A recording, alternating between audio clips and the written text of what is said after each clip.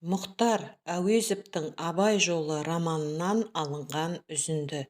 Бала Абай мен барлас ақын. Бірде Абайлардікіне екі бөгде қонақ келіп қонды. Бірі қартаң, бірі жас қонақ. Жасын Абай таниды. Ол былтыр жайлауға келіп, осы үйде 3 күндей жатып, қозы көрпеш Баян сұлуды жырлап берген Байкөкше деген жыршы еді.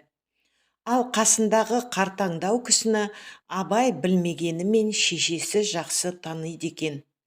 Қонақтармен жай сұрасып амандасып болған соң, Ұлжан Абайға қарап жымиып: «Ал балам, әжеңмен екеумізді қажай беруші едің. Әңгіме жырдың дүкені міне жаңа келді. Мына кісі барлас деген ақын» деді. Шоқшалау ғана сақалы бар, келбетті келген, зор дауысты, ақ сары кісі барлас Абайға салғаннан ұнады. Білгенін ішіне бүгіп, тығылып, үндемей отыратын өзге үлкендер де емес, барлас іле сөйлеп кететін, ақ жарқын, ашық. Осы үйге ылғи да келіп жүрген ауыл адамы сияқты. Үй іші тегіс қош алған соң, екі ақын да оңай шешілді.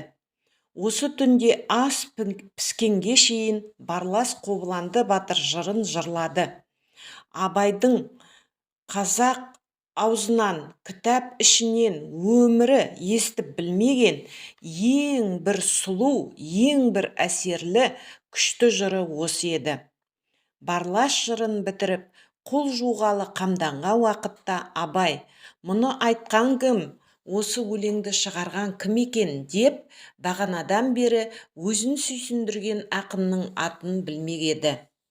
Әріден келе жатқан деседі-ау балам бұның түбін.